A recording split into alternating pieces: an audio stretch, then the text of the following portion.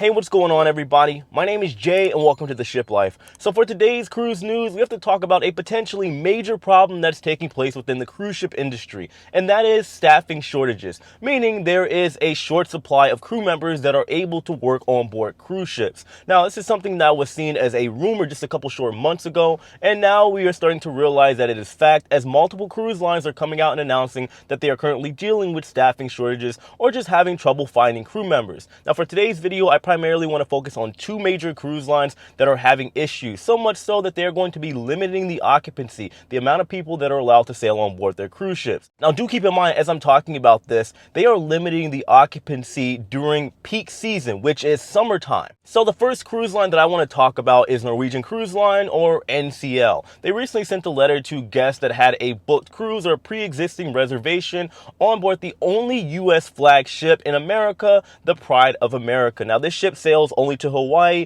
and all of the crew are also American as well. I have a couple friends that work on board that ship. I'll be honest with you, I've heard good things and I've heard bad things over the past couple years, as I used to be a crew member for Norwegian Cruise Line.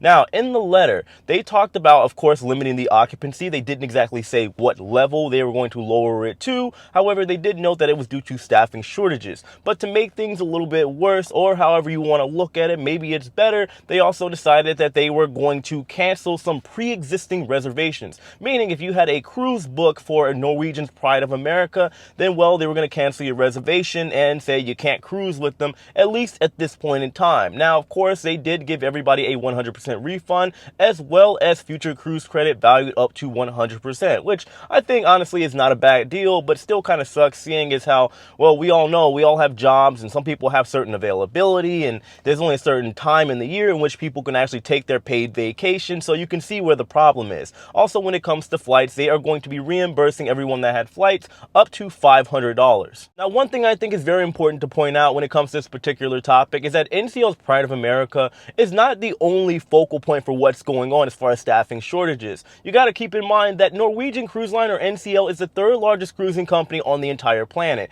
Third to only, of course, Royal Caribbean and Carnival Cruise Line. They have a lot of ships like the NCL Breakaway, the ship I used to work on, the NCL Escape, and of course we had the NCL Prima, their newest ship, set to debut on August 17th. However, their inaugural sailing has now been canceled due to, as they say, supply chain issues. Now, is that a problem given the circumstances as well as the situations that we've been dealing with lately around the world and the economy and all the other things that are just kind of jumbled up into that mess? Yes, but do I also think that staffing shortages also play a role in that particular case? Of course I do. Now, when it comes to NCL's fleet, like I said, they got a lot of ships, and NCL's Pride of America is definitely not their largest. It has about 900 crew members and holds about 2,500 passengers. So what about the other ships that can hold 3,000, 4,000 passengers?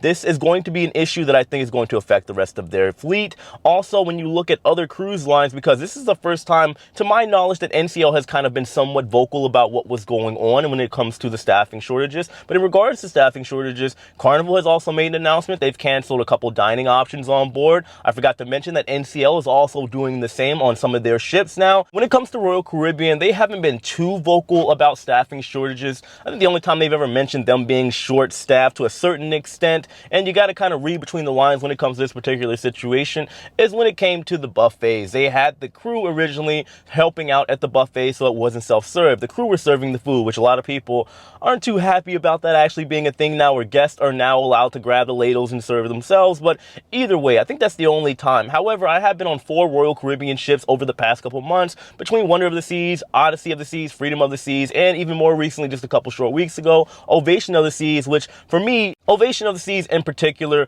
was a big mark point where I noticed that things were evidently an issue when it came to staffing shortages. We didn't see security running around when it came to the restaurants. It was very, very slow. Now, it's not something I had a problem with, but it's definitely something that I noticed. I also have a bunch of friends on board Royal Caribbean's Ovation of the Seas, and even where I'm at right now, my rehearsal process, I have a lot of crew members or former entertainers for Carnival and Royal Caribbean as well that are talking about the exact same thing. Now, do keep in mind, because it's very important to understand the time that we are here in 2022. It is peak season for cruise lines. It is summertime, meaning this is the time that they're going to make the most money. So I do believe there is naturally going to be a balance. The cruise lines lost literally billions of dollars during the pandemic, and now the time is finally starting to arise where they can can capitalize and make a little bit of money.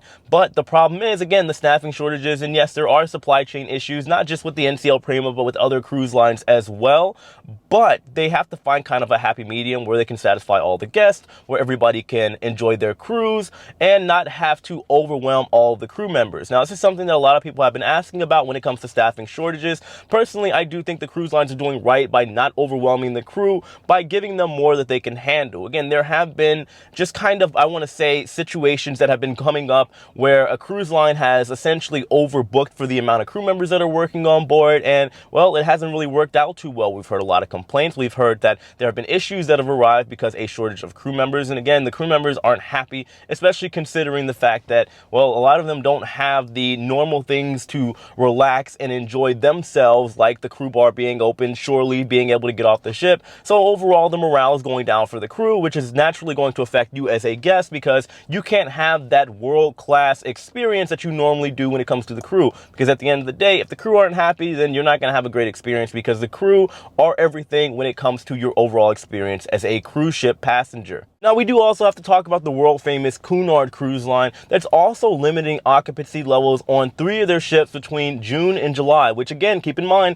this is peak season for cruising. Now, we have the Queen Elizabeth, the Queen Victoria, and the Queen Mary II, all of which will be limiting occupancy levels. Now, just like Norwegian, they are not saying exactly what they're going to limit it to, but either way, you have to understand, especially when it comes to Cunard, or just the cruising industry in general, a cruise line, whether they determine if it's a luxury cruise line or if it's just a regular run-of-the-mill cruise line, is determined by the ratio of the passengers and crew. When it comes to Cunard, they are famous for having the lowest ratio, or lowest ratio for the amount of guests to crew.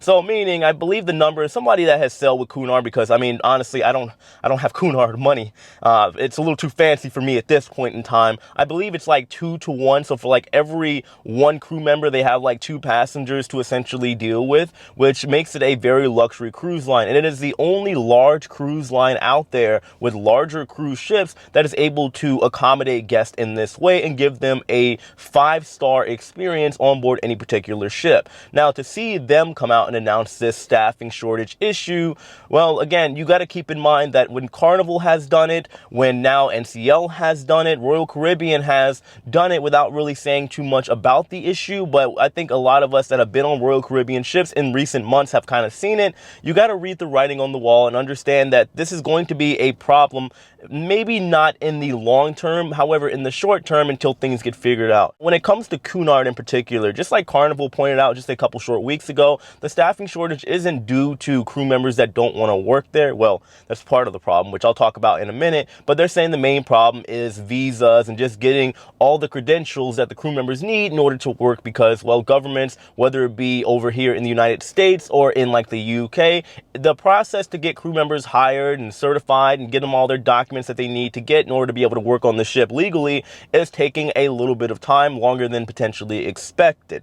However, to be honest with all of you, as somebody that is very, I guess I could say, on the inside of the cruising community, by that, of course, I mean I am a crew member, and I have a lot of friends out there around the world that are crew members, as well as crew members that I personally never met in person, but we communicate literally all the time. There are a lot of crew members, again, morale is down because the crew privileges that are normally there, like being able to get off the ship, recreation center, crew bar, all that stuff is closed. So you have a lot of crew members that are cracking and saying that they just can't do it anymore. I do also want to point out that at the surface level, that might sound like, oh, what are they complaining about? They're there to work. It's not a big deal. And I talk about this stuff all the time, but it is a big deal. When you are stuck in a room with no windows for days on end, and the only time you can go out is when you're going to work and when you're going to get food for like an hour, it's definitely going to take a toll on you. And a lot of people don't really understand that fact. But the reality is, you don't really know what your mind and body can handle until you're put into said situation. But the reality is, a lot of crew members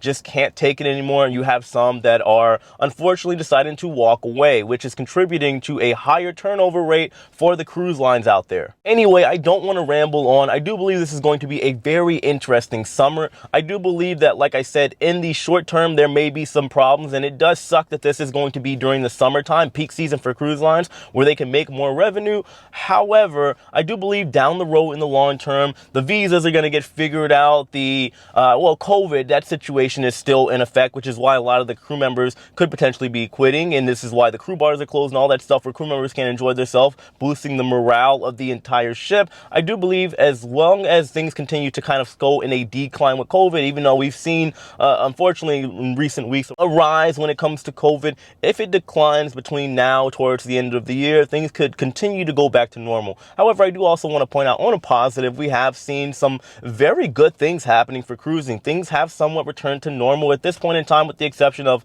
a couple ships that have had to revise some of their masking policies and COVID policies. Things have been pretty good. I still do believe personally that we are on a good path to going back to normal operations for cruising, and people can continue to enjoy their vacation. I also believe that we're going to continue to see a travel boom because there is a lot of pent-up demand. Cunard has also seen the highest rise in booking, I believe, in the past decade or something like that, which is very, very great. Other cruise lines have seen booking records, and they have been making things happen. And I do believe that in the future, maybe not this year, but between 2023, 2024, we're going to continue to see a rise in popularity when it comes to cruising. Anyway, guys, I'm going to get out of here. Let me know your thoughts on all of this in the comment section below. I know we talked about a lot and we kind of stumbled through all of this, but just know that I love and appreciate every single one of you. Hit that like button if you enjoyed today's video, and I'll see all of you later.